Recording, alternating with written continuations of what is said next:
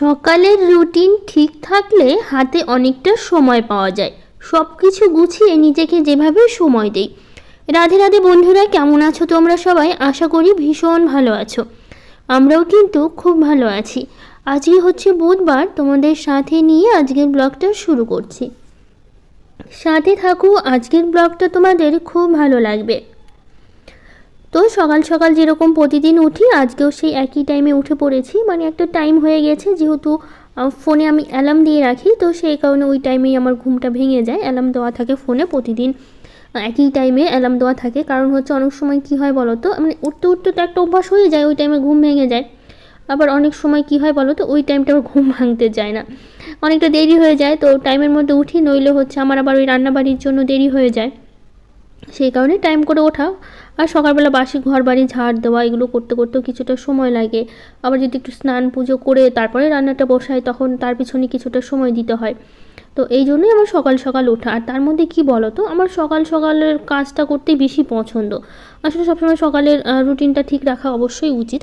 আর তার মধ্যে আমার আবার সারাদিন কাজ করতে আমার ভালো লাগে না, যেটা তোমাদের আমি সবসময় বলি যে সারাদিন কাজ করব, যে অনেকটা দেরি করে উঠবো, তারপরে ধীরে ধীরে কাজ করব, সারাদিন লেগেই যায়, বিকেল হয়ে যায়, তারপরে কাজ শেষ হয় না।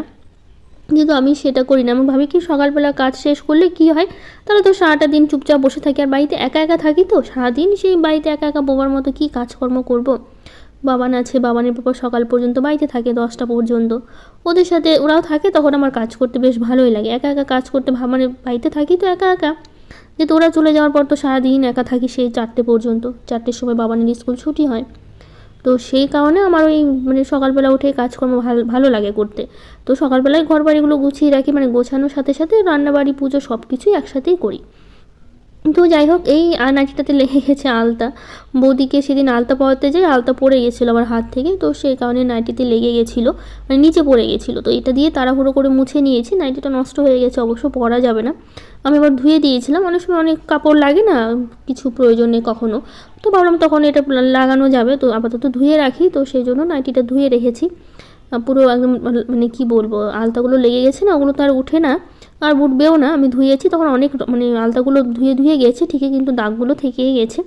তো নাইটিটা নষ্ট হয়ে গেছে, সেই জন্য ভাবলাম গুছিয়ে রাখি, ধুয়ে রাখি, পরে তো কখনো না কখনো প্রয়োজন পড়বে।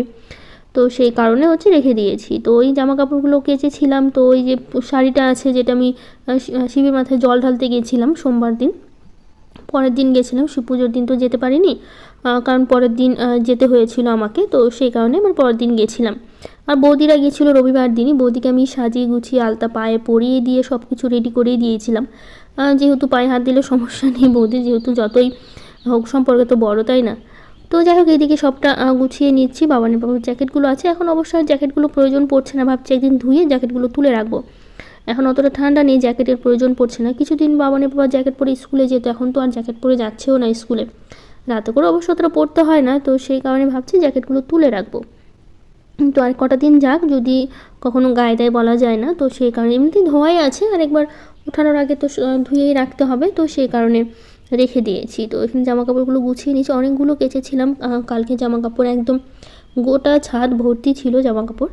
আর এই শাড়িটা পরে আমি গিয়েছিলাম ওই শিবের মাথায় জল ঢালতে, তো সেই কারণে হচ্ছে শাড়িটা ধুয়ে দিয়েছিলাম, কারণ নিচে একদম কাদা কাদা লেগে গেছিলো। তো সেই কারণে সাদা রঙের শাড়ি, তো ভাবলাম ধুয়ে রাখি। তো একদিন ভাবছি আয়রন করবো, আজকে আর আয়রন করবো না, শুধুমাত্র ভাঁজ করে রেখে দেবো, পারলে পরে আমি কখনো আয়রন করে নেব। আর এই শাড়িটা তো সেরকম পরা হয় না পুজো ছাড়া, তো সেই কারণে আর এখন আর করবো না, রেখে দেবো। তো বিছানার চাদর ছিল, অনেকগুলো জামা কাপড়ও ছিল, এগুলো গুছিয়ে রাখবো। কিছুটা রাখতে হবে আলমারিতে, আলনাতে গুছিয়ে রাখতে হবে, মানে যে জিনিসটা যেখানে রাখি সেখানেই রাখতে হবে। তো এগুলো একটা গুছিয়ে নেব। আর এই জামা কাপড় গোছাতে যে কতটা সময় লাগে, তো এইদিকে সব কিছু তো গুছিয়ে রেখে দিয়েছি, এখন অল্প অল্প করে নিয়ে যেতে হবে ঘরে রাখার জন্য। তো এক সাইডটা করে রাখি, কোনটা কোনটা নিয়ে যাব ঘরে। তো এইদিকে দেখো কতগুলো জামা কাপড় গুছিয়েছি। তো চলে আসলাম এই ঘরে, এখানে জামা কাপড়গুলো রাখবো। তো ভাবলাম বিছানাটা আগে গুছিয়ে নিই, তার আগে বাবানের বইগুলো ছড়ানো ছিটানো আছে, রাত পর্যন্ত পড়াশুনো করেছে। ভাবি যে ছোটো ঘরে সব কিছু রেখে দেবো, এই টেবিলটাও ছোটো ঘরেই নিয়ে যাবো, কারণ ওই ঘরে তো সেরকম যাওয়া হয় না। আর ওই ঘরটাতে বই খাতাগুলো সারাদিন ওরা ছড়িয়ে ছিটে রাখুক, সমস্যা নেই। যতই বলি গুছিয়ে রাখি, এরা তো গোছাবেই না। যখন আমি থাকবো তখন গুছিয়ে রাখবে, যেই আমি খেয়াল করবো না অমনি ওভাবে রেখে চলে যাবে। তো এখন বিছানাটা ভালো করে বই খাতাগুলো গুছিয়ে নিলাম, একটু পর আবার পড়তে বসবে, আবার অগোছালো করে রাখবে। তো একবার যখন স্কুলে চলে যাবে তখন গুছিয়ে নেবে, এরপর থেকে ওটাই করতে হবে, সকালবেলা করে আর গোছাবো না।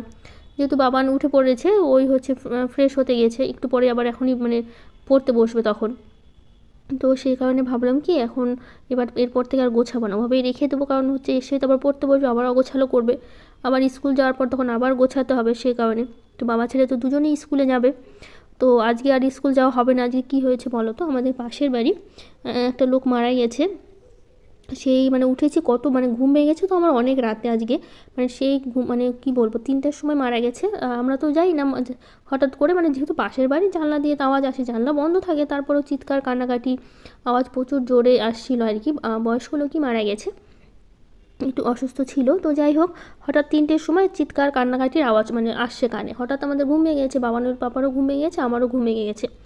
তো আমরা বুঝতে পারলাম কান্নাকাটির আওয়াজ, মানে দেখেই বুঝতে পেরেছি যে মারা গেছে। তারপরে হচ্ছে বাবানের পাপা গেল, পাশের বাড়ি না গেলেও হয় না, আমি আর রাতে করে যাইনি। বাবান ছিল যেহেতু ঘুমিয়ে, বাবানকে রেখে যাওয়া যাবে না, কারণ ভয় পেতে পারে, ও যদি উঠে যায়, ও তো ঘুমিয়েছিল, ওর আবার ঘুম ভাঙেনি। তারপরে বাবানের পাপা গেল, ওখানেই ছিল সকাল পর্যন্ত, আর বাড়িতে আসেনি। আমি আবার মানে শুয়েছিলাম এত মানে পাশের বাড়ি তো, কান্নাকাটি জোরে জোরে সবাই চিৎকার করে কান্নাকাটি করছে, ঘুম আর হয়নি, সেই 3টে থেকে আমি জেগেই ছিলাম। তো 3টে থেকে জেগেছিলাম, তারপর সকালবেলা 6টার দিকে যেরকম উঠি সেরকমই উঠেছি। বাবানের পর সকাল সকাল অবশ্য চলে এসেছিলো। তারপরে হচ্ছে ওভাবে জেগেই ছিলাম মানে 3টে থেকে, আর ঘুম তো পরে আমার দুপুরবেলা কী ঘুম পাচ্ছিলো, আজকে একটু দুপুরবেলা ঘুমিয়েছি অনেক দিন পর, কারণ অত রাতে উঠেছি তো, পরে দুপুরবেলা একটু ঘুম ঘুম লাগছিলো, তো দুপুরবেলা আজকে একটু ঘুমালাম। অনেকদিন পরেই ঘুমানো হলো, কারণ দুপুরবেলা খুব একটা আমি ঘুমাই না, আমার খুব একটা ঘুম পায়ও না দিনের বেলা। তো যাই হোক, আজকে ওই ওঠার কারণে একটু ঘুমিয়েছিলাম। তারপরে বাবানের পাপা আজকে স্কুলে যায়নি, তো বাবানকেও আজকে আর পাঠানো হয়নি, আসলে পাশের বাড়িতে লোক মারা গেছে, একটু বাবানের পাপা আবার সবার সাথে শ্মশানেও গেছিলো, তো সেই কারণে বাবানের পাপা স্কুল যায়নি, আজকে ছুটিই নিয়েছে। তো বাবানের পাপা তো বাবানকে নিয়ে যায়, আজকে আমি নিয়ে যেতে পারতাম বাবানকে স্কুলে, কিন্তু ইচ্ছে হলো না আমি আবার নিয়ে যাই, তো সেই জন্য আজকে বাবান ছুটি ছিল না, তারপর বাড়িতেই ছিল দুজনেই, বাবানের পাপা বাবান দুজনেই বাড়িতে ছিল। তো সেই কারণে এভাবেই হয়েছে। তো যাই হোক, কী কান্নাকাটি করেছে, মানে ওর মানে মানে একজন মানে নাতনি হবে আর কি, দাদু দাদু করে কান্না করছিলো, মানে এত খারাপ লাগছিলো, আমার নিজের দাদুর কথা মনে পড়ছিলো তখন শুয়ে শুয়ে। 3টের সময় মানে কান্নাগুলো আসছিলো, আওয়াজ এত খারাপ লাগছিলো, মানে অন্যের কান্না দেখলে আমার না চোখ দিয়ে জল বেরিয়ে যায়, এরকম অবস্থা। আর আমার নিজের দাদুর কথা মনে পড়ছিলো খুব, মানে যে লোকটা মারা গেছে ওর নাতনি কাঁদছিলো আর কি, দাদু দাদু করে। মানে আমার দাদু মারা গেছে বেশি দিন হয়নি, মোটামুটি 3 বছর হলো আর কি মারা গেছে। তো সেই কারণে হচ্ছে নিজের দাদুর কথা ভীষণ মনে পড়ে, আমার দাদু ভীষণ ভালো ছিল, আর আমাকে ছোটোবেলা থেকেই আমার দাদু ঠাকুমা ভীষণ ভালোবাসতো, যেহেতু নাতনি হিসেবে নাতনির দিক থেকে আমি বড় ছিলাম বাড়িতে। আমার আরেকটা বোন আছে কাকুর মেয়ে, তো যাই হোক আমি বড়, আমাকে প্রচণ্ড ভালোবাসতো, ছোটোবেলা থেকে আমি সবার আদর ভালোবাসাই পেয়েছি, ঠাকুমা দাদুর থেকে তো প্রচুর আদর ভালোবাসা পেয়েছি। তো যাই হোক, ভীষণ দাদুর কথা মনে পড়ছিল। আমি ঠাকুমা আমার এখনও আছে, তো আমি আমার দাদুর মাকেও দেখেছি, যেহেতু আমার দাদুর মা মারা গেছে মোটামুটি অনেক বছর হলো, কত হবে 17-18 বছর হলো হয়তো আমার দাদুর মা মারা গেছে। আমি দাদুর মাকে দেখেছি, দাদুর বাবাকে দেখিনি, দাদুর বাবাকে আমার দাদা দেখেছে।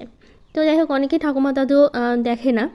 তো যাই হোক, আমি আবার দাদুর বাবাকে পর্যন্ত দেখেছি, সরি দাদুর মাকে পর্যন্ত দেখেছি। বললাম 16-17 বছর আগে মারা গেছে আমার দাদুর মা। তো যাই হোক, ভীষণ খারাপ লাগছিলো, আমার দাদুর কথা ভীষণ মনে পড়ছিলো, আমার দাদু ভীষণ ভালোবাসতো আমাকে, আমার দাদু ঠাকুমা সবাই। আমার বিয়ের সব কিছু তো আমার দাদুই করেছে, বাবানের পাপাকে পছন্দ থেকে শুরু করে, যেহেতু আমি ফ্যামিলির পছন্দে বিয়ে করেছি, তো আমার মানে যেহেতু তখন আমার তখন মানে বাড়ির মেন হচ্ছে আমার দাদুই ছিল, তো সেই কারণে আমার দাদুই বিয়ের থেকে শুরু করে সব কিছু আমার দাদুর পছন্দেই হয়েছে, মানে আমার বাবানের পাপাকে পছন্দটা আমার দাদুই করেছে, তো দাদুর পছন্দেই করেছে। মা বাবা তখন অতটা ছিল না, মানে বাবা মানে যেহেতু আমার দাদু যা বলবে তাই হবে বাড়িতে, তো সেই কারণে হচ্ছে দাদু যা বলেছে তাই করেছে। তো দাদুর পছন্দ ছিল বাবানের পাপাকে, মানে যখন বিয়ের কথাবার্তা বলে দাদু সব বিয়ের কথাবার্তা দাদুই বলেছে, তো দাদুই পছন্দ করেছে বাবানের পাপাকে। তো যাই হোক, অবশ্যই খারাপ করেনি, ভালো পছন্দই করেছে।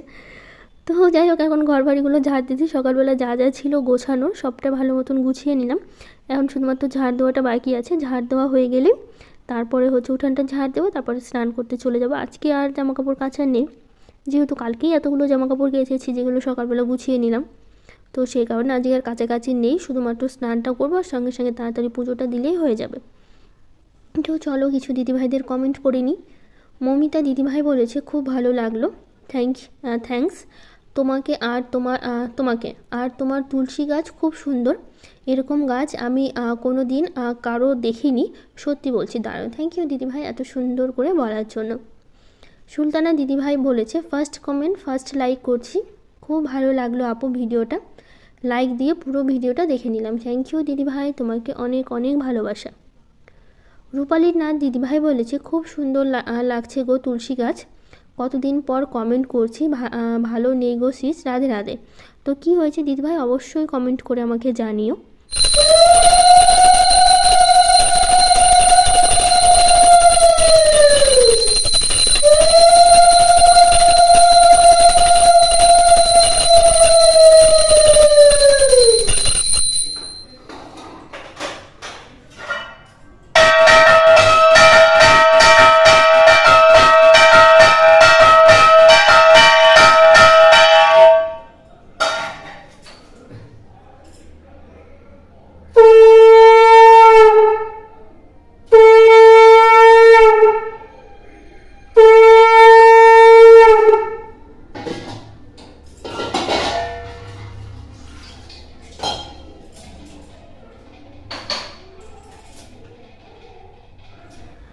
তো ঘরের পুজো শেষ করে চলে আসলাম এখন তুলসী গাছে জল দিতে।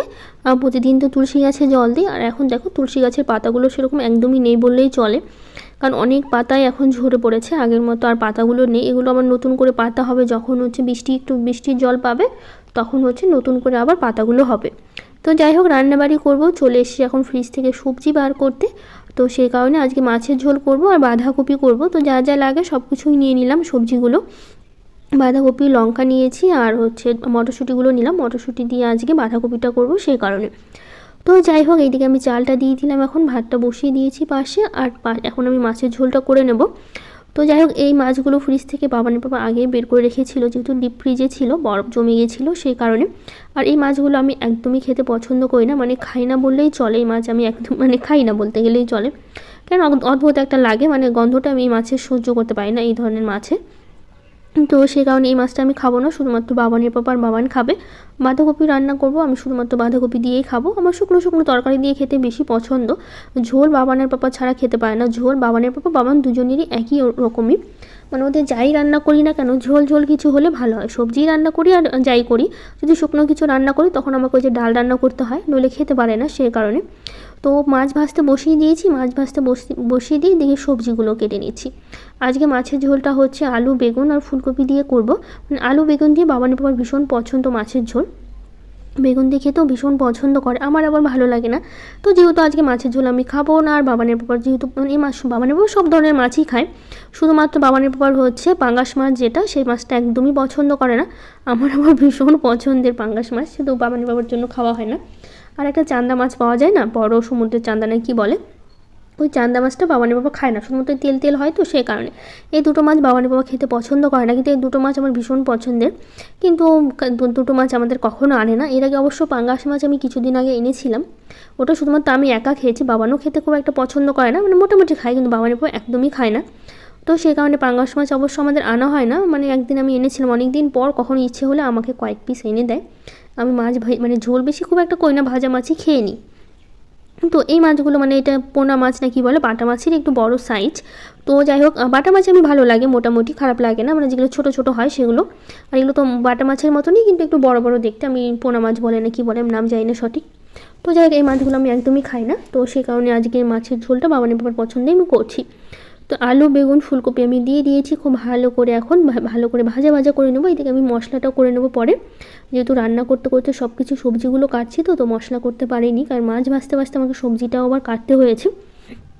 তো ওইদিকে সবজিটা ভাজতে দিয়ে এখন ভাবলাম তাহলে আমি মশলাটা করে নিই, ওই আদা জিরা লঙ্কা যেরকম মশলা দিয়ে থাকি সেই মশলাগুলো, আর একটু দেবো হচ্ছে টমেটো। তো আগে আদাটা দিয়ে দিলাম, জিরাটা দিয়ে দিয়েছি, এখন লঙ্কাগুলো দিয়ে দেবো বোঁটাগুলো ছাড়িয়ে, আর টমেটোটা বাকি আছে, টমেটোটা একটু কেটে নেব। তো টমেটোটা এনে রেখেছিলাম, কাটা হয়নি, তো একবারে কেটে এখন দিয়ে দেবো, মশলাটা করে নেব। আর এদিকে সবজিটাও ভাজা ভাজা করছি, আর মানে ভাজছি, আর এদিকে মশলাটাও আমি করছি, এভাবে করতে হলো।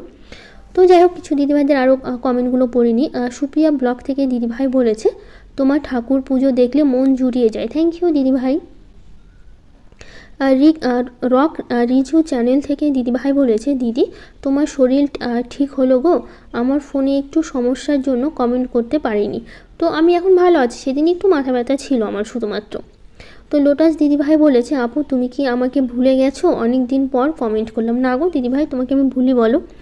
যারা প্রতিদিন কমেন্ট করে তাদের আমি কখনোই বলি না। আসলে আমাদের কমেন্টগুলো পড়ি তো তো দেখতে দেখতে একটা পরিচিত হয়ে যায়, মনে থেকেই যায়। কখনো কি ভোলা যায় বলো তোমাদের? আর তাছাড়া তোমাদেরকে আমি ভুলতে পারি কখনো? তো যাই হোক, এদিকে মাছের ঝোলটা আমি বসিয়ে দিয়ে তো ভাবলাম বাঁধাকপিটা কেটে নিই। বাঁধাকপির মধ্যে আমি আলু, বেগুন আর একটু গাজর দেবো। তো ঝোলটা ফুটে উঠেছে, ভাবলাম মাছগুলো দিয়ে, আর বেগুনগুলো আমি তুলে রেখেছিলাম, যেহেতু মশলার সাথে কষাতে থাকলে না বেগুনগুলো একদমই গলে যেত। তো সেই জন্য ভাজা বেগুনগুলো আমি তুলে রেখেছিলাম, মশলা দেওয়ার পরেও একটু তুলে রেখেছিলাম কষিয়ে। তো এখন সব কিছু একবারে দিলাম। তো ওইদিকে মাছের ঝোলটা হচ্ছে, ভাবলাম আটাটা মেখে নিই। মাছের ঝোলটা হলে পাশেরটাতে আমি বাঁধাকপিটা বসিয়ে দেবো, আর এদিকে আমি রুটিগুলো ভেজে নেব, তাহলে আমার রান্নাটা হয়ে যাবে। তো এদিকে দেখো মাছের ঝোলটা হয়ে গেছে, এখন নামিয়ে নেব। আমি তো ঝোলও খাইনি, মাছ তো খাইনি, আমি ঝোলও খাইনি। আসলে এই মাছগুলো না একটা অদ্ভুত একটা গন্ধ লাগে আমার কাছে, আর তার মধ্যে হচ্ছে ঝোলটাও আমার একদমই ভালো লাগে না। তো সেই জন্য ঝোলটাও আমি খাইনি। তো যাই হোক, এদিকে মাছের ঝোলটা নামিয়ে নিয়ে এখন করব হচ্ছে বাঁধাকপি পাঁচফোড়ন দিয়ে এখন সবজিটা দিলাম। গাজর, আলু আর বেগুন দিয়েছি। মটরশুঁটিটা আমি পরে দেবো, বাঁধাকপি দেবো, তারপরে মটরশুঁটিগুলো আমি দিয়ে দেবো। তো সবজিটা একটু ভাজা ভাজা করে তারপরে যেহেতু আমি বাঁধাকপিটা দেবো, তো সে কারণে আমি লবণ আর হলুদ দিয়েছি, দিয়ে একটু ভালো করে সবজিটা ভাজা ভাজা করে নেব। এদিকে আমি সাথে রুটিও বেলছি, আর এদিকে আমি সবজিটাও ভাজছি। তো এখন এই যে একটা একটা করে রুটিগুলো ভেজে নেব। আজকে যেহেতু বাবান বাড়িতে মানে বাড়িতেই ছিল, আমি আর যাইনি। ভেবেছিলাম বাবানের বাবা হয়তো চলে আসবে। তো এতক্ষণে কিন্তু বাবানের বাবা যেহেতু শ্মশানে ওরা চলে গেছে, যেহেতু অনেক রাত 3টের দিকে মারা গেছে, তো সেই কারণে বাবানের বাবা শ্মশানে নিয়েও গেছে, অনেকক্ষণ আগেই গেছে। আমি ভেবেছিলাম হয়তো চলে আসবে, কিন্তু এসেছিলো অনেকটা, মোটামুটি 12:30টার দিকে বাবানের বাবা বাড়িতে এসছে। তো যাই হোক, সেই কারণে আজকে স্কুল আর পাঠানো হয়নি। আমিও যাইনি, ইচ্ছে করে টোটো করে গেলে অবশ্য হয়ে যেত, যেহেতু বাবানের বাবা নিয়ে আসতো। কিন্তু আমারই আর ইচ্ছে হলো না দেখে আর যাওয়া হয়নি, কারো থেকে পড়াটা নিয়ে নিতে হবে তখন। তো সবজিগুলো যেহেতু ভাজা ভাজা হয়ে গেছে, এর মধ্যে দিয়েছি বাঁধাকপি। লবণ হলুদ আগে থেকেই দেওয়া ছিল, এখন আর কিছু দেবো না, শুধুমাত্র ঢাকা দিয়ে রেখে দেবো। তো এই যে মটরশুঁটিটা দিয়ে দিলাম, বাঁধাকপি সেদ্ধর সাথে সাথে মটরশুঁটিগুলো বেশ সেদ্ধ হয়ে যাবে। এই সময় মটরশুঁটিগুলো খেতে কিন্তু ভীষণ ভালো লাগে। তো বাঁধাকপিটা আমি ঢাকা দিয়ে দিয়েছি, এখন একদম লো করে দিয়েছি, জলটা উঠে একদম সুন্দর সেদ্ধ হয়ে যাবে বাঁধাকপিটা। তো এদিকে বাঁধাকপি সেদ্ধ হোক, ততক্ষণ এদিকে আমি বাকি রুটিগুলো ভেজে নিই। যেহেতু সকালে রাতে রুটি খাওয়া হয়, তার জন্য প্রত্যেক দিন আমাকে রুটি ভাজতেই হয়। আর রুটি খেতে আমার ভীষণ পছন্দ, ভালোও লাগে রুটি খেতে।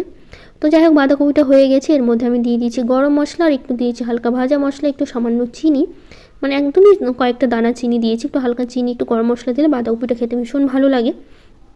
তো বাঁধাকপিটা হয়ে গেছে, এখন নামিয়ে নেব।